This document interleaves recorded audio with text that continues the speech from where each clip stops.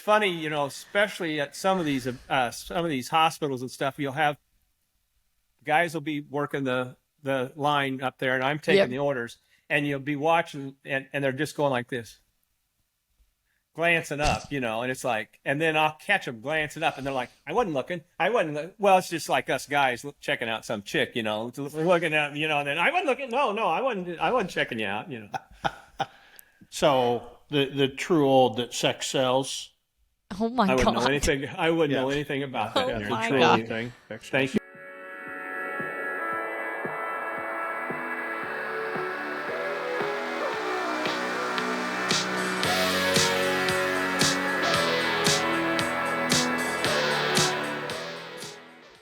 Welcome to Cue the Mic. And there's Emma, like always. Welcome to Cue the Mic. Get yourself together. Yep. Come on, Emma. Get yourself together. You can do it. And we're not retaking this. No. Come on, Emma. Get yourself together. Welcome to Cue the Mic, episode 12. Episode 12. I'm sorry. And look who's here with him. Look. Randy Twyford. Yeah. Randy Twyford, the Reverend Randy Twyford. This is so right. chaotic. All the way out of Jacksonville, Illinois, coming to you live from Cape Coral, Florida. And it's great to be here. Great to be here. Yeah. Thanks, Randy. We thought it would be special.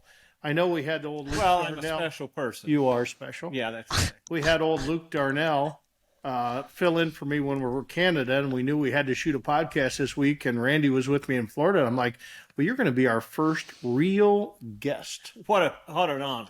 What an honor. I To mean, be the first Luke guest was- on the podcast. Luke was a host. Luke was a real. He was a guest. He wasn't No, a guest. he wasn't was a guest. He was a co-host. He was He's a the guest. co-host. He was a guest host. I'm the first guest, thank you. Yes. So sorry. Okay. There, let's get that straight. So Randy and I go back many, many years. We've done a lot of barbecue contests let's face it, at one point, you know, people would, especially barbecue contests in the Midwest, if you were at it, I was at it. If I was at it, you were at it. Right. And we were always together. And it's funny how we were just talking yesterday, how a core bunch of people, we all started out. And a lot of people asked me, you know, how did you get started in the barbecue business? Because as many of you know, we own a catering business, Twyford's Barbecue and Catering. It's a catering business and a food truck business. International. Yeah, and international. We were in Puerto Rico, still have some interest in Puerto Rico.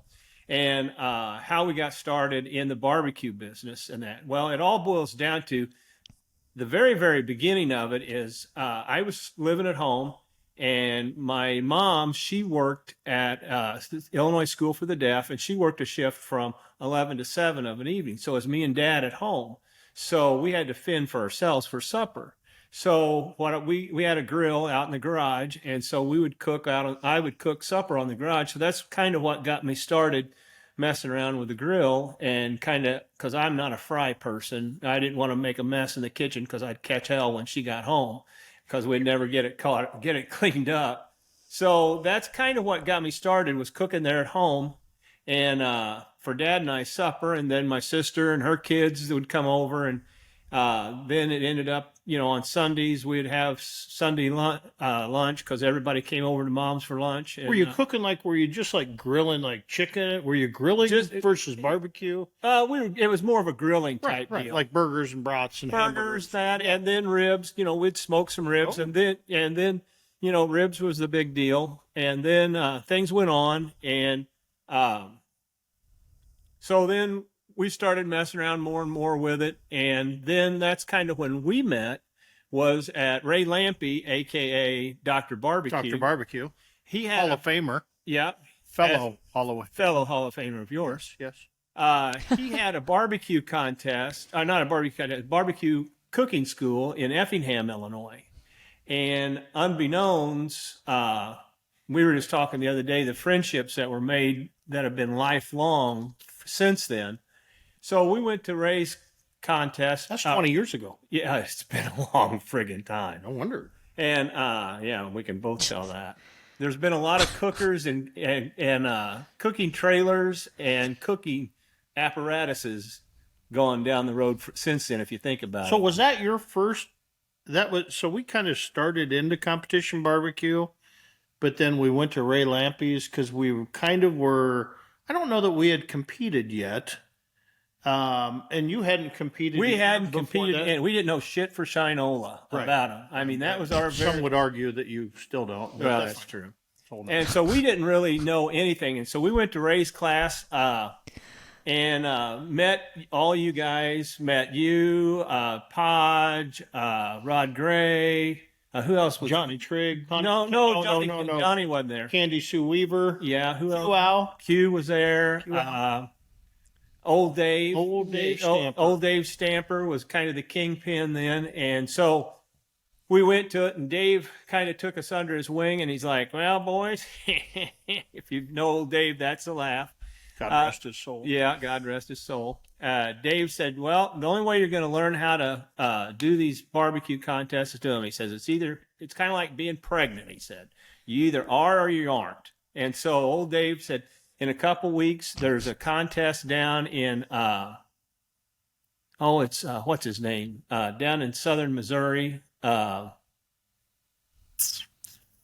What the hell was his name? You can't remember your first barbecue contest? No, I can't. We did it. We looked like the Clampetts when we went to it. We had a small S10 pickup, and we had so much stuff on it and tied down with bungee cords. We told everybody when we got there, stand away, because when we took the bungee cords off, it was just going to explode with all the shit that was on it and stuff. And Lynn Bruce's first contest. Oh, wow. Way down there in southern Missouri. And we cooked with old Dave and didn't get a call and didn't know what the hell we were doing. But of course, old Dave was helping us, cooked it on WSMs and that underneath awnings.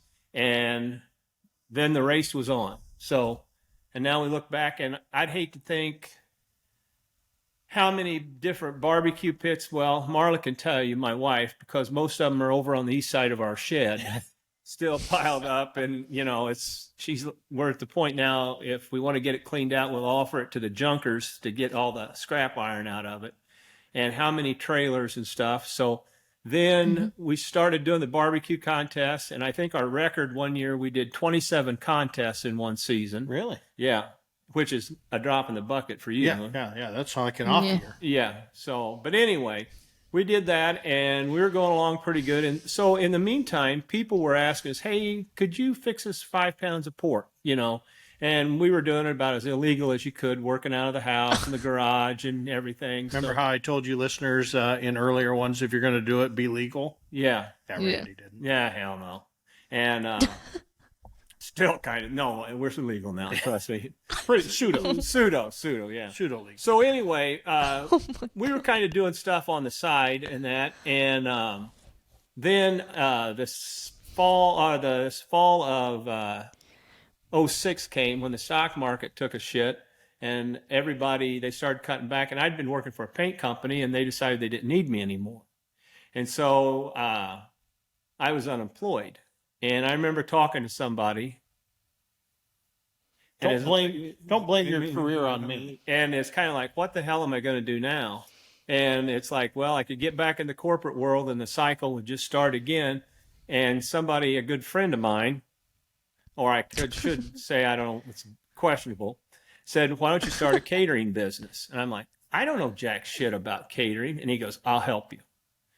And it's all history now. So, well, so let me tell you about the early days, right? So when I'm trying to teach Randy the right way, because we're just getting started too, but we've been doing it, right? Right. So we've been doing it. And I said, Randy's like, I want to buy a trailer. I'm like, Randy, no, you got a farm. Just get yourself a metal building and put yourself a nice little kitchen in there. It's going to be, because I was operating out of a trailer at that point. And I'm like, no, it's way too much work. You got to get inside, whatever. So what's Randy do? He goes out and buys a $90,000 trailer, right? Remember that trailer? That's what it does. Remember that $90,000 trailer you sold for $60,000 a year later? Oh yeah, exactly. Yeah, after you built the building. Exactly. Yeah. Okay. Exactly. That's what I was. Yeah. Just wanted to make sure we had. Oh no, we built the building and then put the trailer inside the building. So it was in there, and then built the kitchen. And then built the kitchen. Exactly. Right. Because we knew we couldn't operate. He lives in Illinois. you couldn't operate Right. during the wintertime out of a trailer. Things were going to freeze. Well, and then we had an ELDX. We use all old hickory pits. We had an old hickory ELDX on a trailer. And so we were doing catering out of the trailer and cooking on the old hickory outside. And when one winter, as I slipped on ice and fell and dropped a catering on the ground, and then it's like, what the hell are we going to do to get this ready? That's pretty well when we decided we needed to go inside. Need to go and have a building. Yeah. So we built the building and inside the building we got a walk-in cooler, walk-in freezer, and then we got a commissary. Our kitchen's in there, and when we built the building, a neighbor of ours came down and looked at the lines and everything drawn. And he goes, "It ain't big enough." And I'm like, "Well, David, that's all. I mean, it's what we can afford." He goes, "It's not big enough. Build the goddamn thing bigger. It's not going to be big enough." Well, of course he was right. And I mean, it's not big enough. So if you're going to build a building, build it bigger. And it's going to cost you maybe $5 more on your money you borrow, and it'll $5 more a month, and Be well worth it. Be well worth it, you know. So, because like the east side where we got all this junk piled, there's pseudo gravel in there. Yeah. If we'd have put concrete in it, like the concrete guy said to, but of course I'm like, no, we can't afford it. We got to save some money, and it would probably added $10 a month to the payment. Wow. So that's interesting. There's gravel over there because every time I've ever been there, it's been covered in so many damn boxes Well, that you couldn't ever see. that's Because instead of taking the boxes out to the dumpster, no. you just throw them out the back door. Not anymore. We don't do that anymore. Oh, We're you taking- don't do that? You got help now? Yeah, we got help now because most of the time it's just been me and Marla and I, and we'll have we had one lady, elderly lady that helped us, and she worked overnights and stuff, did the prep work when we were doing the catering and stuff. So while we're doing this, we're kind of spending every weekend together on the competition trail, and there's a lot of history that we have. There's a lot of things that people don't realize. So everybody's heard the word shiggin, right? And shiggin has a definition, is it's like kind of peeking over somebody else's shoulder to try and learn a barbecue secret. And I got the cup somewhere but Randy, and people don't know this, but Randy was the guy that shiggin came out of his mouth first. He actually coined the term. I just made it famous. And it started in Madison, Indiana, and by the Shigs and Pitts barbecue team. Good friends of ours that now own restaurants in Fort Wayne, Indiana. And good friends of ours and stuff. So Yeah. I had a barbecue. I had a camper trailer, a fifth wheel trailer with a cooking on the back and stuff. And so one of their teammates, Stefan, was interested in what kind of rubs we were using. Well, he knew I kept the rubs sauces because you had the Grandma Foster's. Yeah, the Grandma Foster's at that time underneath the table in the trailer. So I was busy. I was over at Darren's doing something, trying to find out what he was doing so I could do it. He was shiggin. I was just being nosy. He was shiggin before it was known. And so I come back and catch him in the trailer underneath the table. And I came back and I said, "God damn, Darren, they were in there. Stefan was in there and he was trying to find out." And so he was shigging on me. And that's where the term shiggin comes from. So most people think it was created different ways, and our friends at Shiggin and Grinnin, and no, it's all copied. Randy Twyford, Madison, Indiana. We were there, and I'm not even sure. I know why they were, Shigs and Pit, pigs and shit, whatever. That's how the Shigs came started. So they were the Shigs to us. And for a long time, they really weren't too proud of that term shiggin. Especially Todd. You'd say something about shiggin, and he'd go, one of the owners. He wasn't too proud of it. And Stefan denies it to this day, but I caught his greasy ass in our trailer. Right. And so, there's a couple other things. Every year we go, and Randy doesn't like to admit this one, but every year when you go to the Jack Daniels. That's hearsay. This is all hearsay. It'll stand up. So we can call them. But so we used to go to the Jack Daniels, right? And so we'd have a lot of fun at the World Championship, and Randy was always parked next to me, of course, because I designed who got the parking spots. But anyway, he goes and he had this old backwoods smoker, a competitor, backwoods competitor. He's got it out on the Deck of that trailer. the deck of the trailer. And he goes to open it up, and he hadn't cleaned that thing in like years.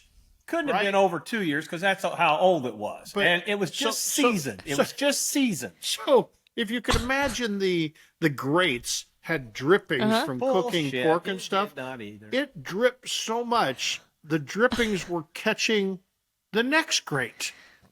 So there was no way you could get meat on this thing without cleaning it, whatever. This whole story has been exaggerated so each time it's told. They started worrying about the health and safety Oh, of barbecue judges. And so the barbecue judges, so now they have a rule at the Jack that now you get your pit inspected and it has to be clean and full of debris. Or lack of debris. Lack of debris before they will they let you compete in the contest. And many people don't know, but that's the Randy Twyford rule. Hypothetically. Yeah. No. You just sound like a trendsetter, Randy. Always have been. Always have been. This is the only trend. Always have been. Oh, So my anyway, goodness. going on, we've stayed friends over the years, and we consult back and forth. We go back and he'll have in the catering business, he'll find something that works for him, or I'll find something that works for me, and we kind of share amongst each other. I mean, we've been together here for 2, 3, 4 days, Right. and we really haven't spent much time doing anything except for talking about business. We were just talking last night. We kind of need it'd be interesting to have an outline of all the topics that we've talked about. Yeah, and our employees think we're screwing off drinking in the pool.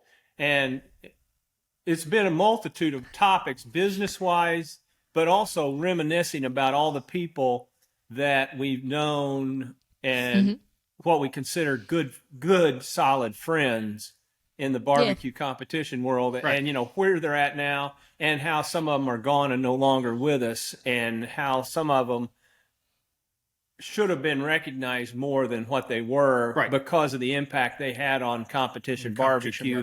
Old Dave Stamper. Yeah, old Dave Stamper was he was an old guy. We got plenty of stories about old Dave, but an old guy that cooked by himself. A lot of times another guy Zinkum would cook him. But he was a very simplistic cook. But he taught a lot of people how to just barbecue. I mean, he taught a ton of people how to barbecue. And he passed away last year, 2 years ago, I think it was. But old Dave was just the salt of the earth guy. And the one thing about old Dave is he liked to have a few brews. Oh, yeah. He always had his cooler. Well, old Dave liked to go to bed at 5 or 6 o'clock at night so he could get up at like 3 or 4 in the morning. No, he passed out at 5 or 6 o'clock. Oh, yeah.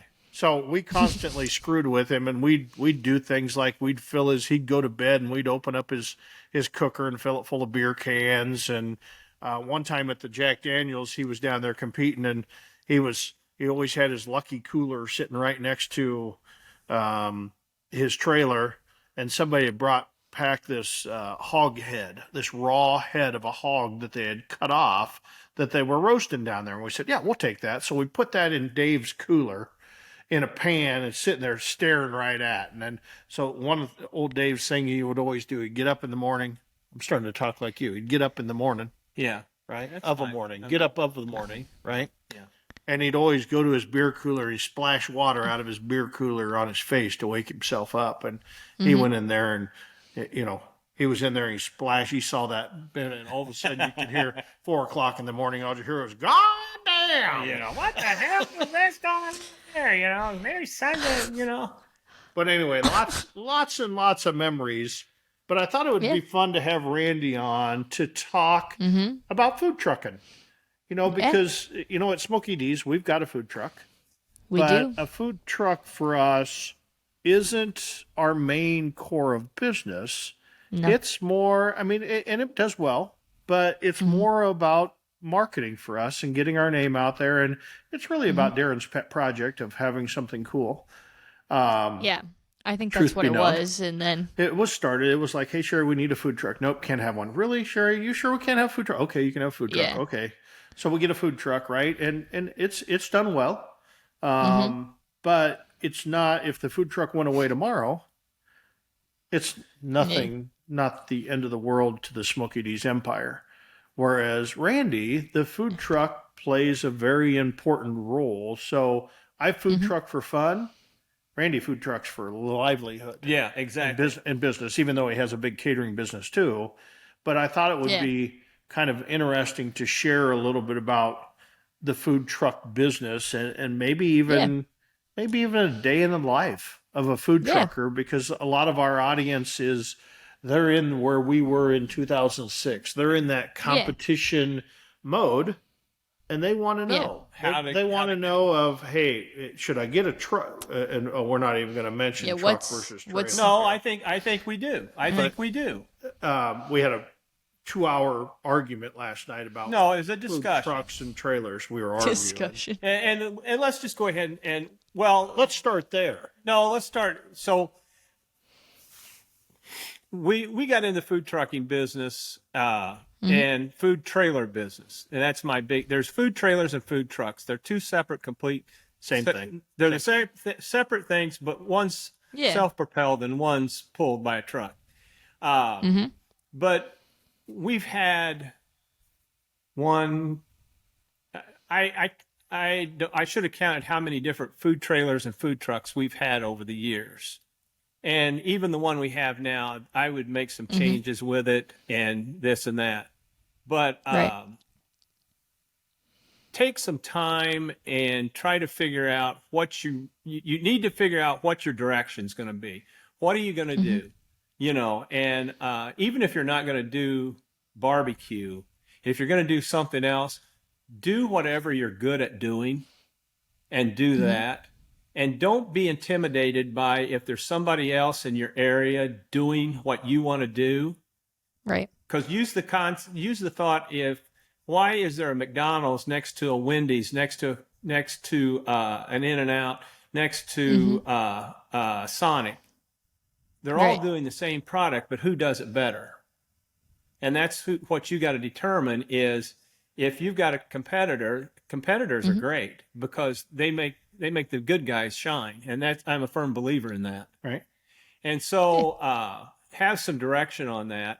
And, I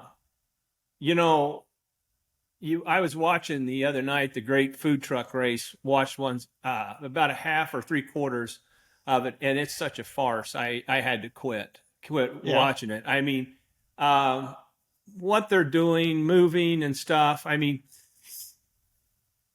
that's the other thing is people think they can just get a food truck and go anywhere they want to in their town. And if you can, you are so lucky. But most of these towns, even now, there's getting to be more and more regulations. What? Oh, yeah. No, we can't. I mean like in Des Moines, you can't be parked within, 250 yards or something of any other restaurant or anybody that serves food. And I think that's just a common courtesy. That's a common courtesy. If I would not think about setting up in front of a brick and mortar restaurant, and if I had to, and I have been close to some of them, and I not so much brick and mortars because I just won't do it. But if grocery stores in Springfield, Illinois, there's a place we set up, and it was close to a grocery store. I went over and talked to the store manager, introduced myself, and said, "We're going to be over here, and I just want you to know, what we're doing and that, and let him know." And if there was supplies we needed, I made sure if there was something we needed when we were at home in Jacksonville, I would wait and buy it from this grocery store over there and made sure they knew I was buying it over there, just so they knew. But I mean, to me, and I've had some other food trucks do that bullshit of setting up in front of, if a restaurant's doing a bunch of business and they got lines out the door, then why can't I set my food truck up there and pick up some of that business? Well, you're just a scab. You're going in there and stealing business. I mean, you're just a vulture, and no wonder you cause other food trucks bad problems. And the worst problem, most of the problems that come to food trucks are other food trucks just being inconsiderate and not friggin' thinking. Right. I mean, sorry, I kind of went off on a no, tangent. but there's challenge. That's what this podcast is. But But go back before you get started in your whatever town you're in. See if they have any regulations and stuff on what you have to do. Now, you're going to have health get approved by your county or city health department or both of them. There's one when we're in Springfield, Illinois. We're inspected by the county, which also takes care of the city, but we also have to have a county health permit, inspection permit, and we also have to have a city food service permit. So we have to have 2 permits to operate in Springfield, Illinois. So, and both of those, one of them's 500 and the other one's, I think, 300. So, and that's for a year's service. They have some part-time, you could get, but I mean, you need to think about, find out what kind of permits you're going to have to have, what kind of inspections you're going to have. And then in some of these areas, you have to go through the city and get permits for each place you're going to be at. Where you have to go, there's some cities we've been into where you have to get a written permission from the owner of the property, and then you have to take that to the city and they have to approve it.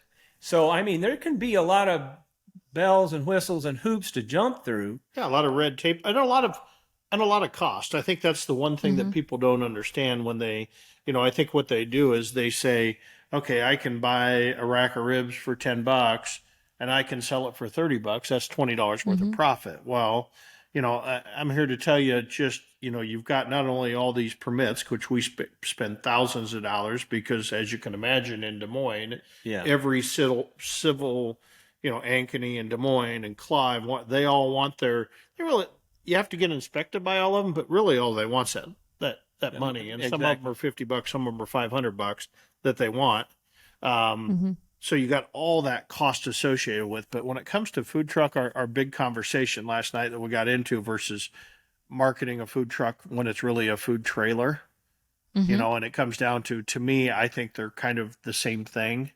And Randy's very adamant that you're not able to market a food trailer as a food truck. And I agree with that. I mean, if it's self-propelled, that's a food truck. If it's not self-propelled, you've got a food trailer. Yeah, so he takes this very, very seriously. So when somebody's looking for a food truck, they're looking for a food truck. They're not looking for a food trailer. Don't market yourself as a food truck when you're a trailer. I think they're looking for a mobile food device. Well, and that's exactly right. And there's nothing to be ashamed because we've had plenty of food trailers. And me personally, at this point, I like a truck better than a trailer. Yeah. So where me, owner of a business, I would prefer to have a trailer.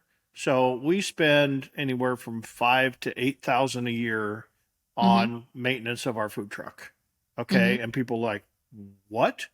And I'm like, you don't understand, most food trucks are trucks that have 250,000 miles on them. Right. And they take the old UPS truck off of them or the FedEx box off of them, and they put a new box on top of them, or they build out that existing box. And so they make the inside nice and shiny.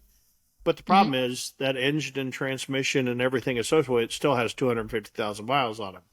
And they drive once you add all that weight to them, they drive like iron wheel manure spreaders. Yeah, it's a box, and typically they're very high profile. So and they're weighted. So I mean, there's days that it gets super windy, and we're going out across the prairie coming from Springfield to Jacksonville or vice versa. And there's been some times we've had to cancel because of the wind. So when it comes to that, and put that down on the note about canceling. About canceling. Yeah. Okay, cancel. Okay. Remember that, Emily. But Emma, excuse me. Yeah. Excuse me. Emma. It's okay. Emma.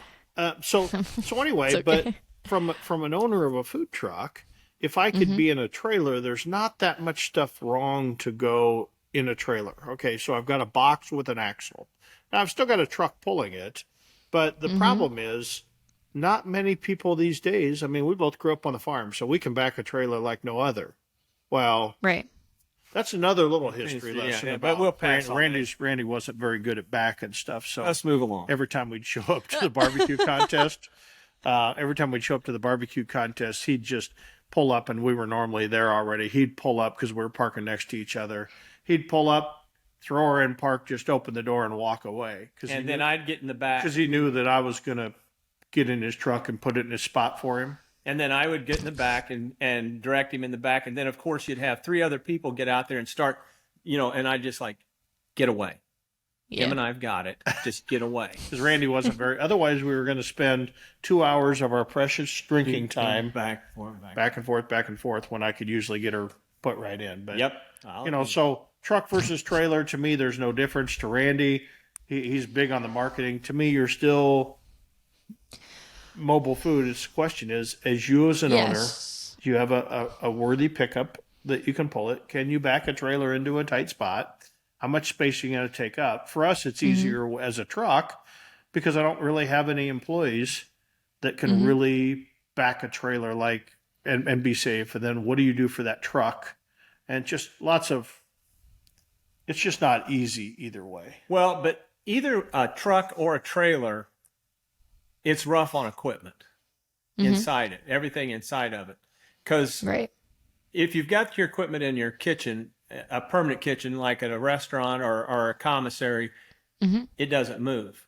Right. But you think about it, when you've got it in a food truck or a food trailer, it's just going down the road getting the shit beat out of it every day and stuff. So, I mean, it's amazing what it'll do to grills, what it'll do to warming ovens, to steam tables.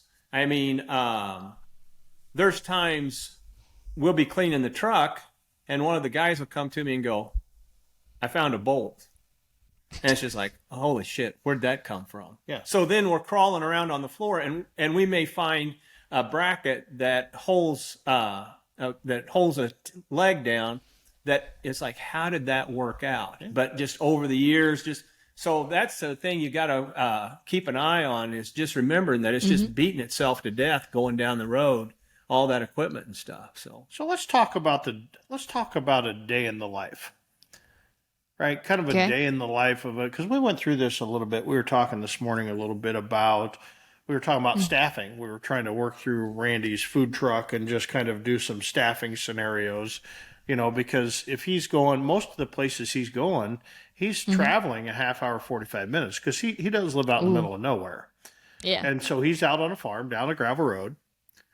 Is it gravel? no, we got blacktop. Oh, you got now. blacktop now. Yeah, we got Okay, blacktop so now. blacktop. But anyway, so he's got the challenge of, if he wants to serve lunch, he's got to have employees out at the farm at 8:00 in the morning. Whereas if we're serving lunch and we're going to leave at 10:30, we kind of got to be there at 10. So he's got a lot of extra overhead associated with just travel time. Exactly. Right. And so go through that scenario of so let's say you're going out tomorrow for lunch and you're in town.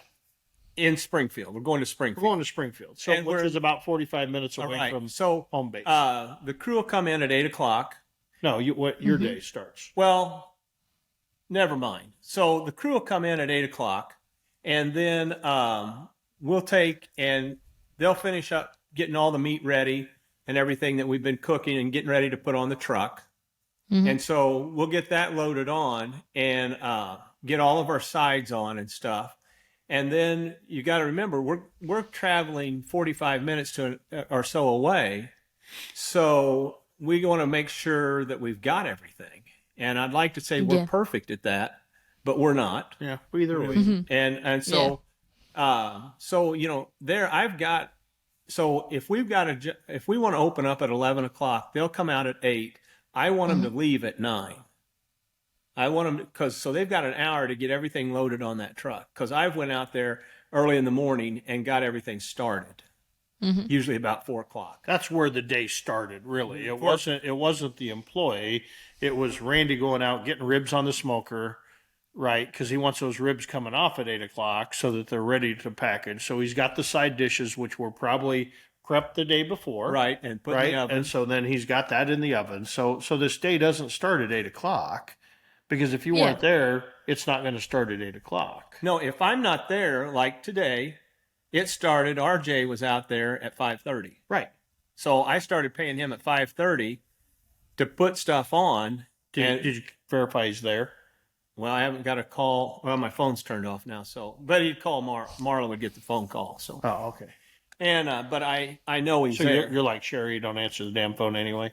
No, I answer the phone. We need to talk about that too, about answering the phone. Okay. Make a note on that, Emma. Answering the phone. Okay. Answering the phone. Noted. Okay. All right. So,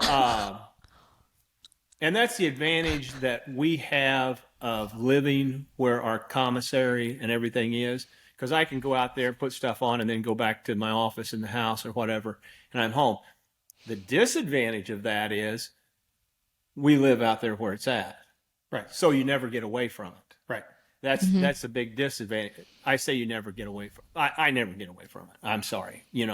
Right. If somebody shows up and wants something, I'm going to take care of it. I'm not going to pass up on business, Right. So But they're going back to the story. okay, back to the story. Sorry, kind of rabbit went by it. So It's like the dog from Up. I got to get him to focus. Got to get him to focus. So anyway, so we'll leave the world headquarters at 9:00. Go up there, and that's what we call our place. It's Twyford World Headquarters. Yes, I think Sherry named that for you, didn't she? Yep. Got a sign for it and everything. Yeah, we had a sign made. That's funny. And, That's funny.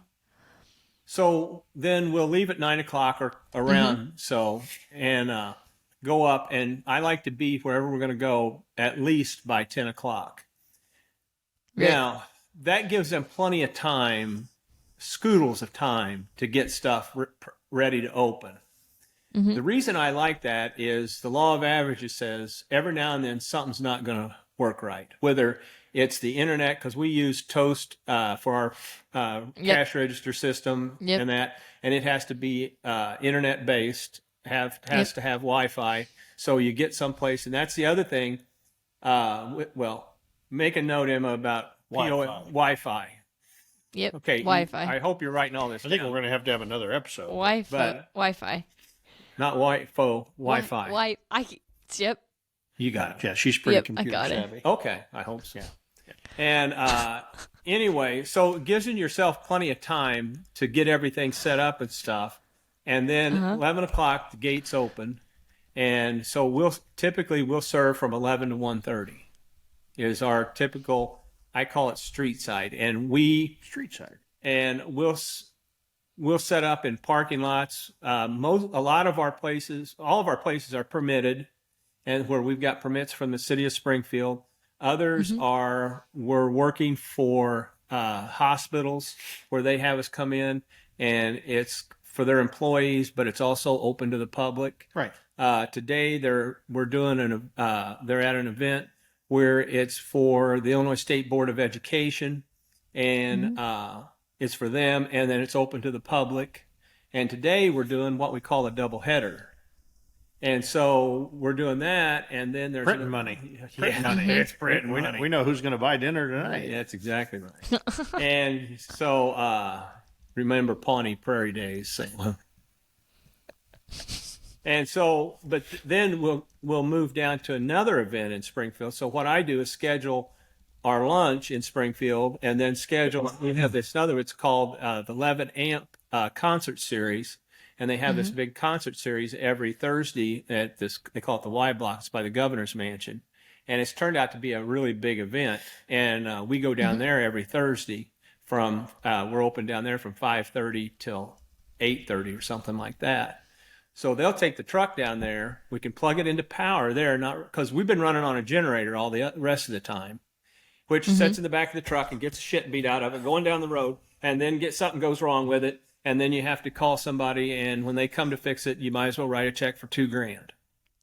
They don't show up unless it's $2,000, guaranteed.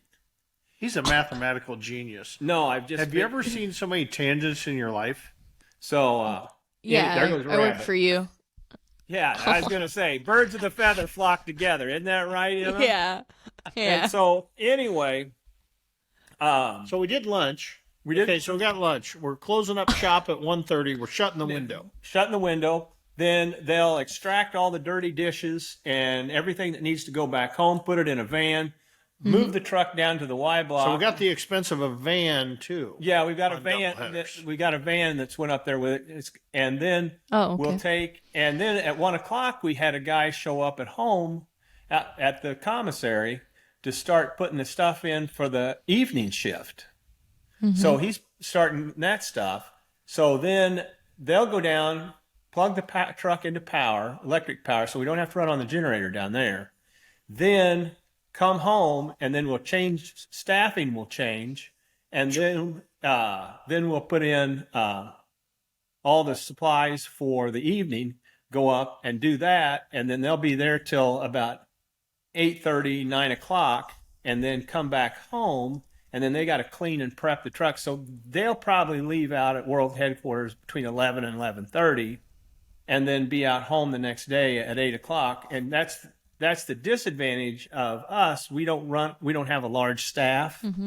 What would be nice is to have a crew there that could clean the truck, and then just they could go on home. But we just don't have it. They're going to turn around. They're going to have a long day today. Yeah, on Thursdays are really long days for at least a couple of them, because part of them will switch that staff between the daytime and the nighttime. Right. And but there's one or two that'll stay the other one, and then we've got a guy that helps us some. He goes to Illinois College. All of our staffing is Illinois College students. It's a small liberal arts college there in Jacksonville, and probably for the last 4 years, that's where we've got most of our staffing. Yeah, Randy's really used that to his advantage.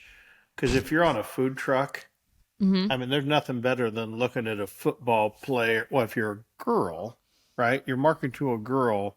Here's a big, bulky football player that's smoking hot, right? Serving barbecue. It's hilarious. Or you got the cute little softball player or the cute little basketball player, and so you've done always a great job of putting that person out front and center. Well, it's pretty funny. I run the register most of the time, and I've been accused by a couple different employees that I'm going to get the shit beat out of me because I've said some stuff. I get to know the customers and treat them like family and stuff. Hey, what the hell are you doing? And stuff, and everybody and that. Yeah. But it's funny, especially at some of these hospitals and stuff. You'll have guys will be working the line up there, and I'm taking the orders, and you'll be watching, and they're just going like this, glancing up, and it's like, and then I'll catch them glancing up, and they're like, I wasn't looking.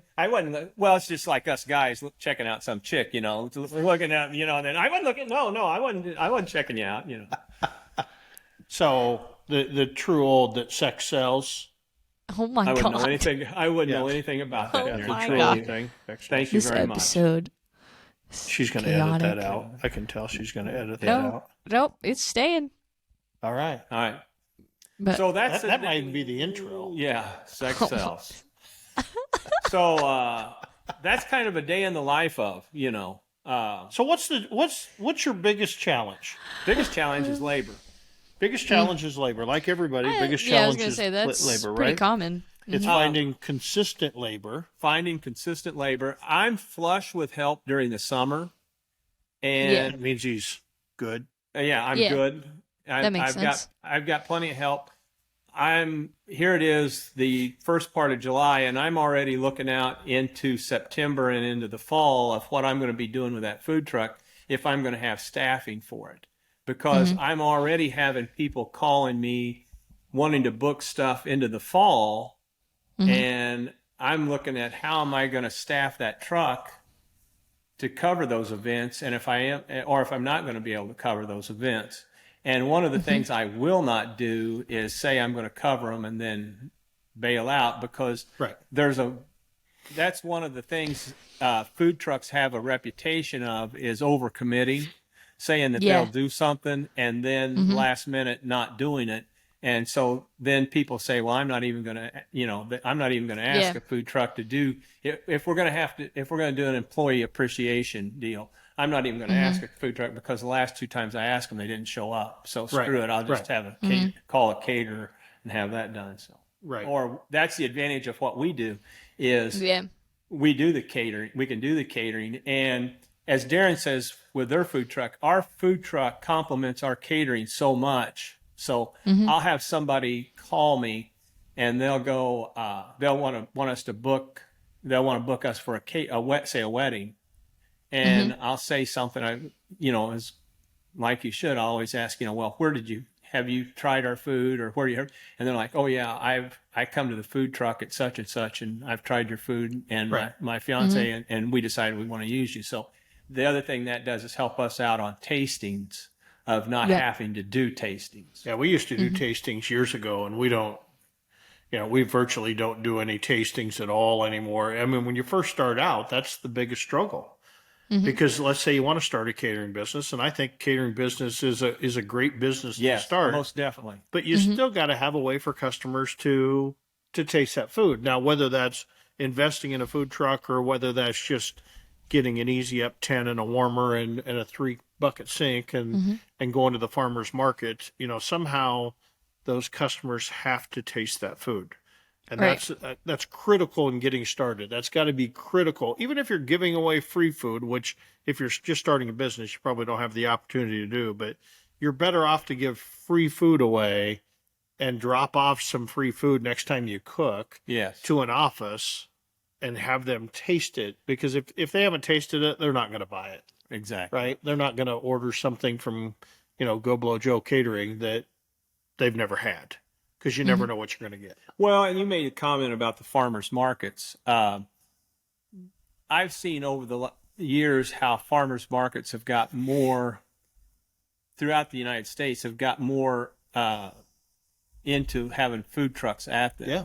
Yep. And stuff. And if you're starting out a food truck, that might be a good place to go, and that can eliminate having to get permits from the city to park someplace, because you can get in on that farmers market stuff. Right. Yeah. And And normally you get by with just a easy up 10.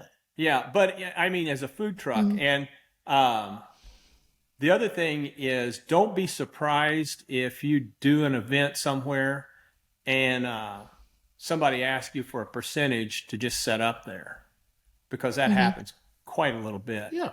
And rightfully so. I mean, they may, and especially if you do a festival of some sort or whatever, Right. just you look at what you think you're gonna sell, and that's also the question of how much food do you take with you?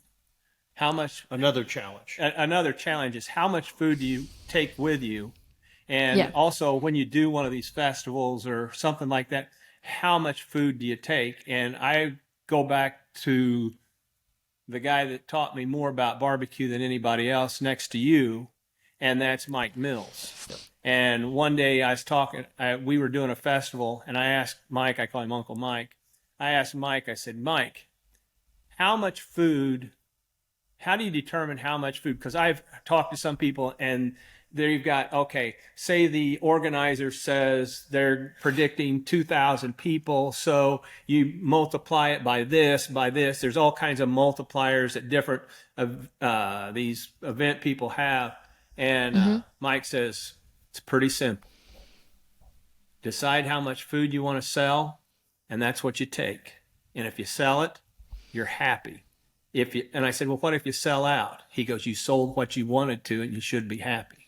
See, I always went, I took a different approach to that. So I went and I always said, if the organizer said there was going to be 10,000 people at this event, Okay. there was really only, there was only going to be 5,000. And out of the 5,000, only 25% of them were going to eat. So now we're down to 1,250. Right? I would agree with that. And at 1,250, then you can divide that by the number of food trucks Exactly. on average. So if you got 1,250 and there's 4 food trucks, then you're going to serve about 300 and some meals. Now, if there's one's an ice cream truck, you really, because people will tend to eat their meal and whatever. But the more trucks there are, the more smaller portions you want to have, because people want to try different trucks. Whereas if you're the only truck, then you can serve a whole meal and serve it all at once. But my question is, where'd you go from 10,000 down to that other? Because that's what really happens. So you're saying that the organizer. So if they told me at 10,000, if they told me at 10,000, I'm going to say, they're never going to have 10,000. They're going to have 5,000. And I agree with you. And then 5,000, I'm going to say 25% going to eat. Because most organizers over inflate it. And if there's 3 trucks, I'm going to take the 1,250 divided by 3. That's 400. That's the number I'm going to prep for. Yeah. Okay. So out of 400 out of 10,000, you're not going to make enough move for 10,000 because first, not everybody's going to eat.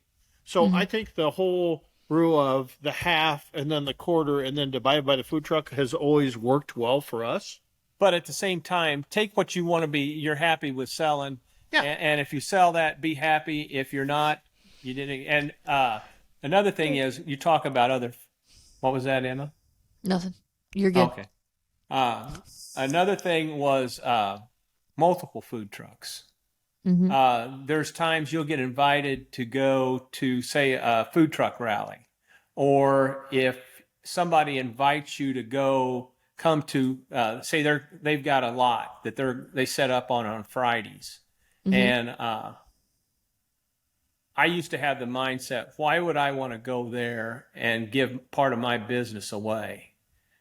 You're actually going to gain business because you don't want to go there with somebody that's directly going to compete with you.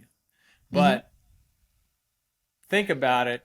If you've got 3 trucks there, and I saw this big time down in Puerto Rico when I was down there because we were in a food truck park and we had different types of food all the way around it.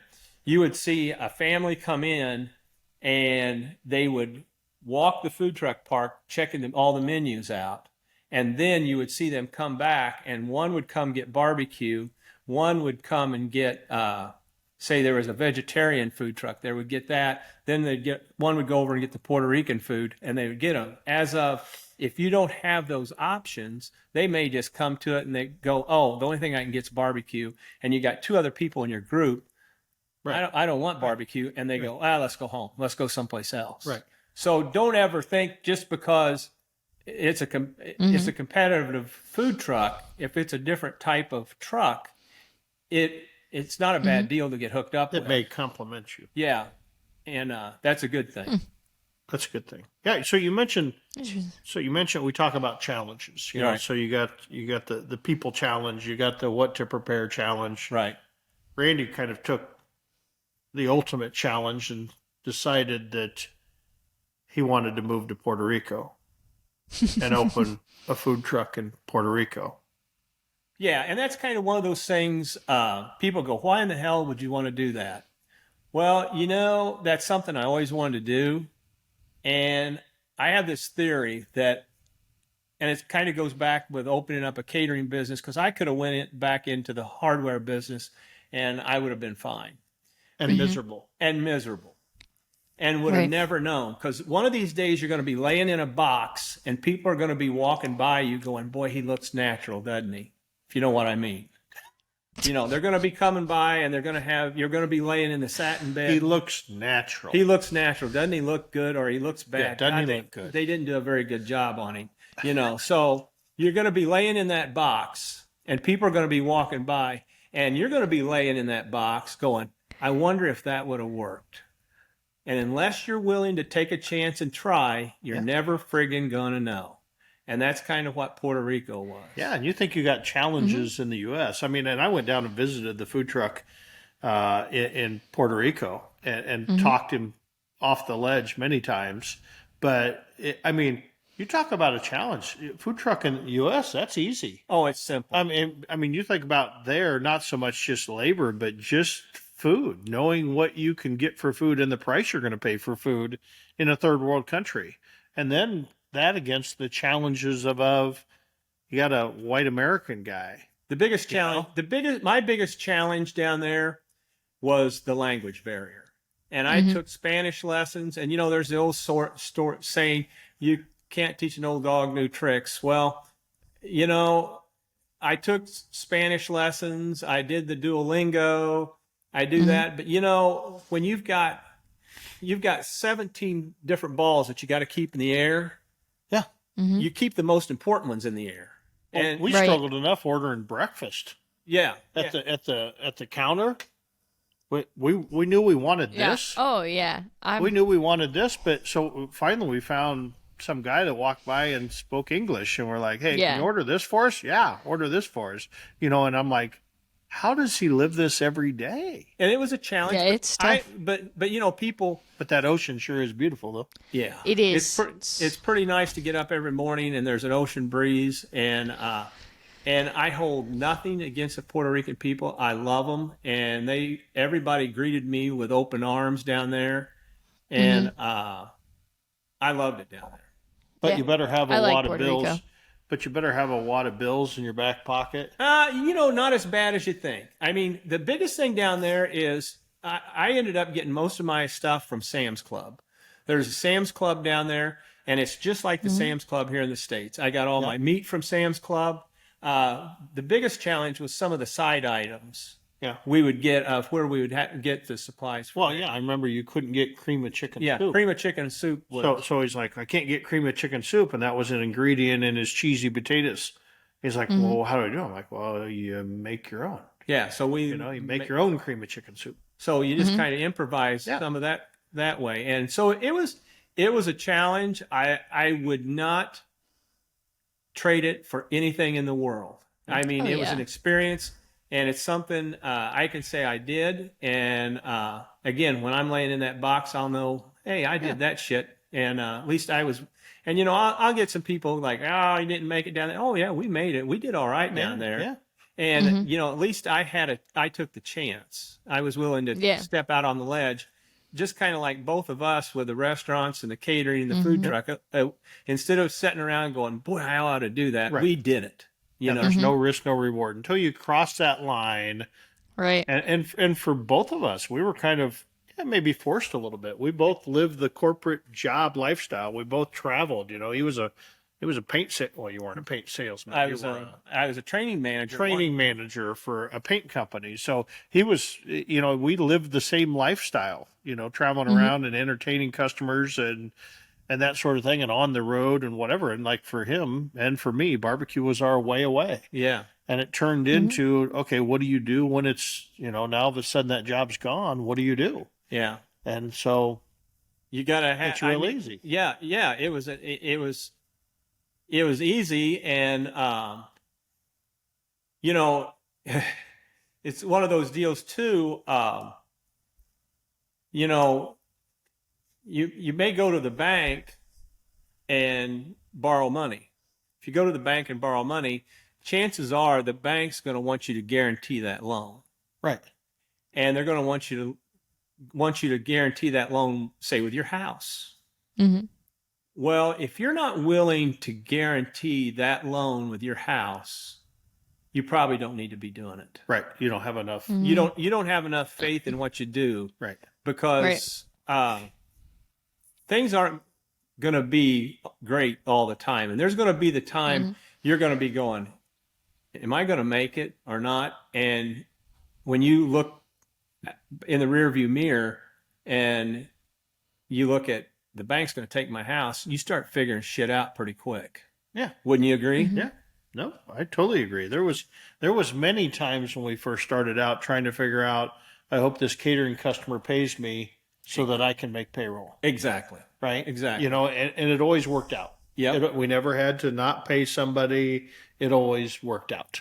Yeah. And, but be willing to have a plan. I don't say just wing it most of the time.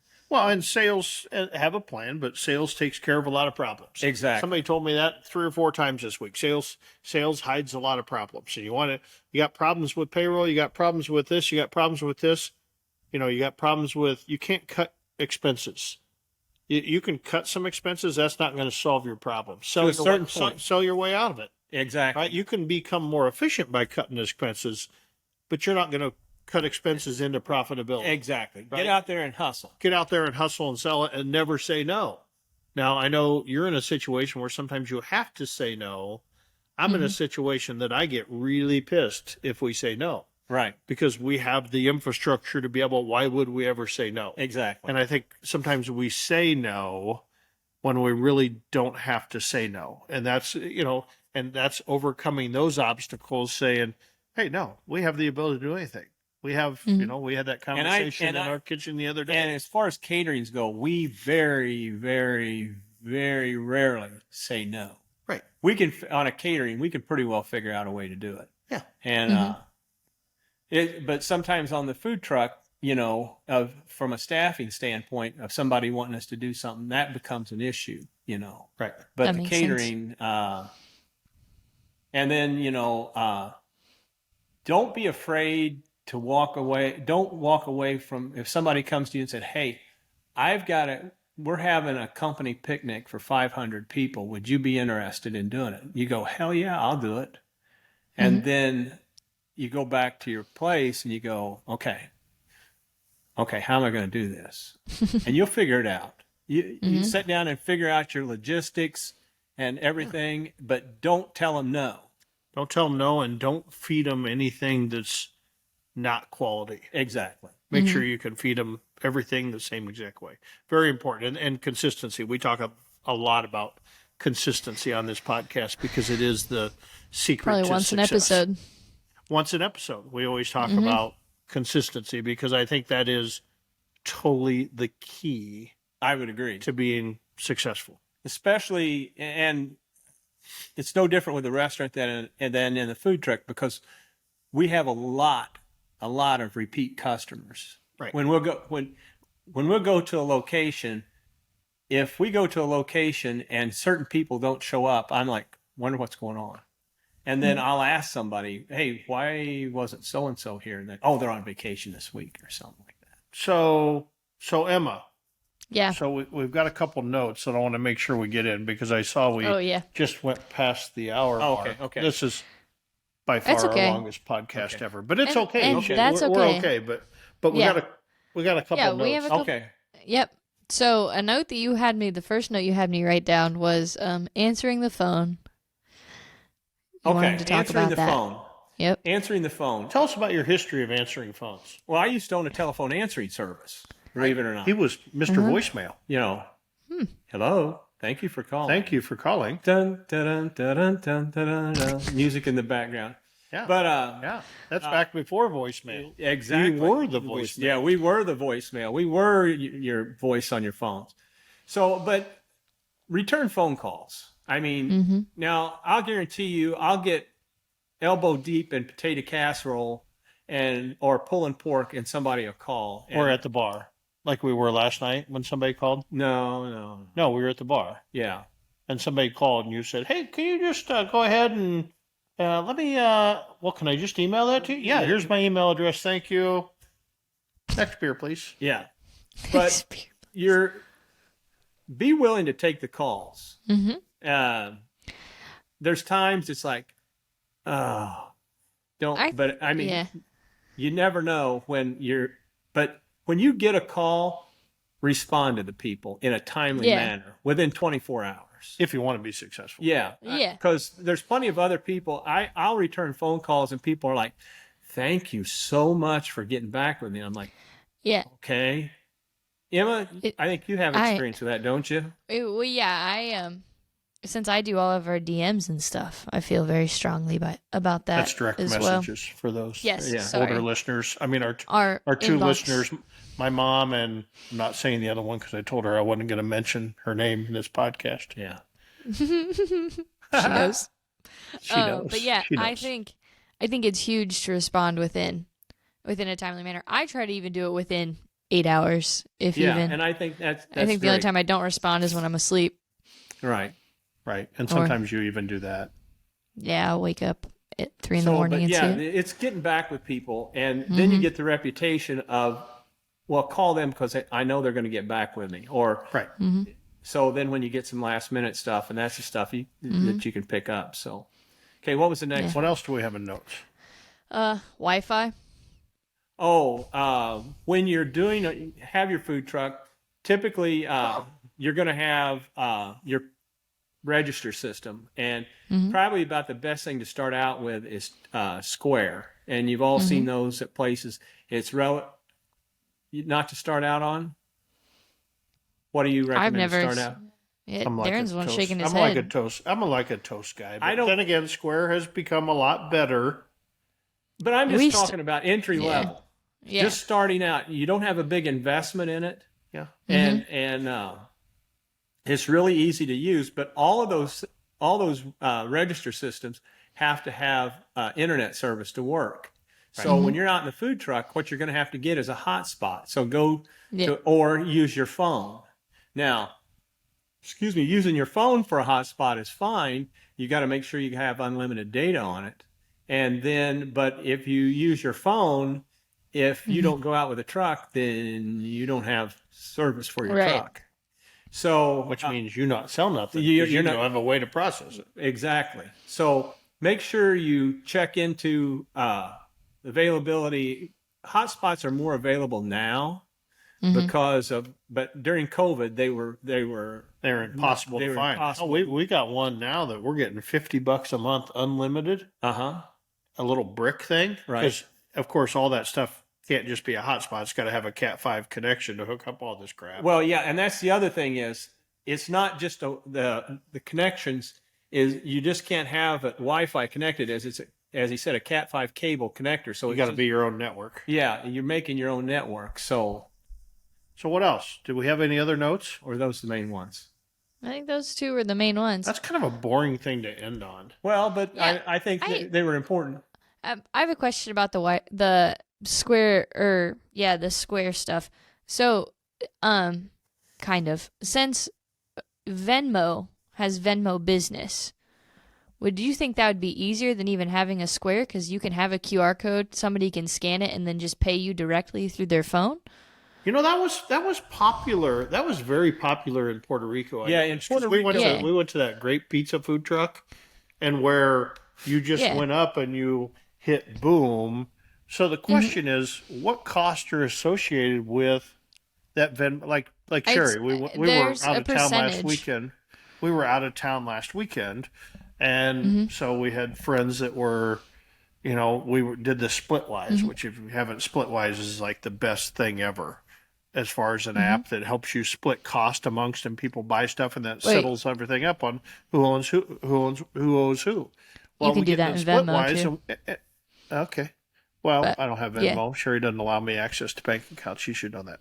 So anyway, Fair enough. but she noticed like we gave everybody the amount because we had spent the most, so they were sending us money, and Sherry's like, God, they charged me like a lot to be able to get that transaction. So I'm not sure what's So- the cost of that transaction. So with Venmo, because my grandma, one of my grandmas is kind of helping run a farmer's market, and so she had me do a bunch of Venmo research for her. And You didn't do that at 'cause work, that's- did you? No, I did that in my free time. Come on. Okay, She's lying. But because that's how they used to pay for all the stuff at the farmer's market now. But for a business, it takes like such a small percentage, or it takes a percentage. I think it's like, yeah, I can't remember exactly. I want to say like 2, but I think it might be 5. There's a 5 popping in my head. 5. But yeah, it's a good chunk for a business. But but if you set it up as a personal, if you Then there's probably directly no charge. well, there is a charge if you directly, or so if somebody sends you money and you transfer it immediately to your bank account, they'll take. I think it's a small percentage. I can't remember off the top of my head. Or if you wait 3 days. Yeah, if you do the 1 to 3 business days, which is how I do it, they don't take anything. And I mean, I get it within the day, the 1 business day, so it's worth it. But yeah, I was just wondering because that's how she's running her Well, farmers down market. in Puerto Rico, it's called ATH Mobile or ATH Mobile. And what it would be, our business would have a QRS code. And you would come up and people would say ATH Mobile or ATH Mobile, yeah. And the story and so then they would pull up the app and I'd tell them, okay, it's $12.75. They'd put in $12.75 and then scan that QR code, or they could put in, Twyford barbecue on their phone and it would pull that up, and then they'd put that in, and then it'd go beep, and then I would get a text message instantly that it went through, and then that went into my. But if that's just you, that's fine. But if I've got 3 different people on the food truck, or I may have 5 different people on the register, and whatever, how's that work? Because it's really, and then let's say we're on Toast. and I enter in an order, and I got pork and brisket and whatever, and it's $22. And I have to pay that off, right? I have to pay that off. So I need either cash or a credit card. Now I could put another option, but how do we verify? How do you get that verification unless Well, it's it'll built send into you Toast? It'll send Yeah. who? It The would have Venmo to thing? send, it would have to go to a phone. It'll It have would- to go yeah, to it'll to have to go to the whoever's- phone of the person on the cash register. So that means I'm taking an employee and giving them access to that Venmo account. right. And that employee's not going to be the same. I think this my, might be another see my topic challenges? for another podcast. It might be. We might have to go deep in depth. I mean, I Yeah. love the idea of it as far as the payment mode, but is there one, and that's a good one for our notes, like for Toast, is there an integrated one with Toast that you can just scan and pay on Toast? Right. And then it would actually go in and pay instantly on Toast versus going through a third party like Venmo and stuff like that. I think that'd be a nice, Because I like another I like the opportunity. I love the Yeah. ability to do it. Mhm. But once you think about everything that happens, I'm not sure how does that really That makes work? sense. Okay. That makes sense. But yeah. Okay. Anything else? Anything you else? think of? No, I don't have anything else. So just thank you for having me on. Hey, thanks for being our first guest. Yeah. You know, smile once in a while, Randy. I am always happy to be here. And guess what? Now what we're going to do? We're going to go find.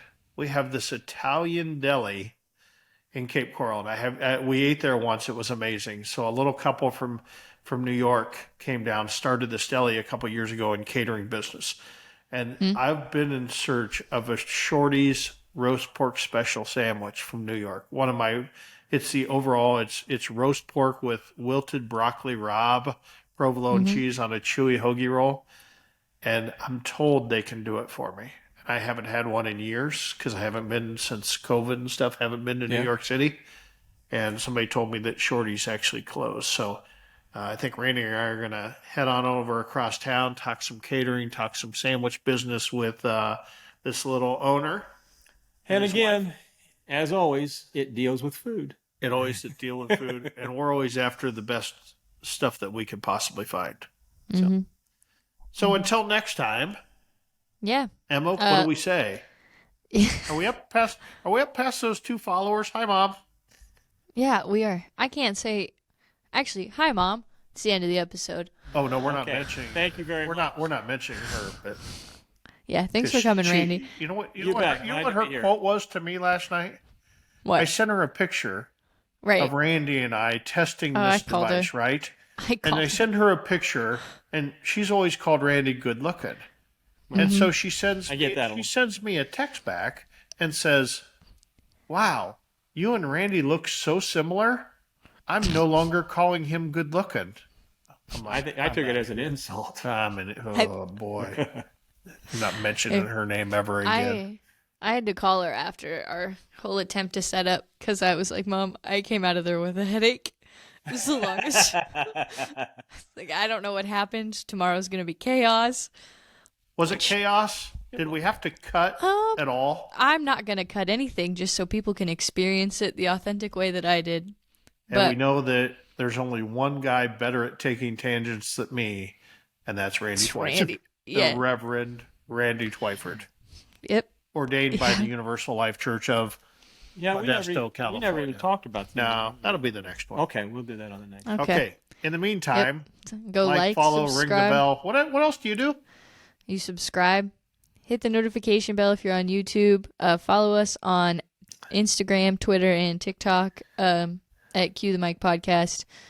And yeah, that's And about it. also, Follow Randy. give us some content ideas. Oh yeah, Randy, yeah. one of those. Go follow Here, do a Randy. little shout out to the old Twyford barbecue. Oh yeah, just follow us on Instagram at Twyford Bar. TwyfordBBQ.com or just at TwyfordBBQ. If you want to check out our website, www.twyfordbbq.com, and or Twyford Barbecue on Facebook. For your personal account. Nice. No, never mind. Nope. Oh, we don't give out the personal Instagram account? No. No. Oh, well, I'm the He go to sends you- bbq.com, he sends and you- I always put yeah. good looking food on there. And I tag him, so if you want it, go grab it. Yeah. All right. Okay. Well, that's Adios. episode 12. Cue the mic. Episode 12. Until next time, we're going See you to guys. the Italian deli. All right. See ya. Okay. Good We're out. luck. Bye. Bye.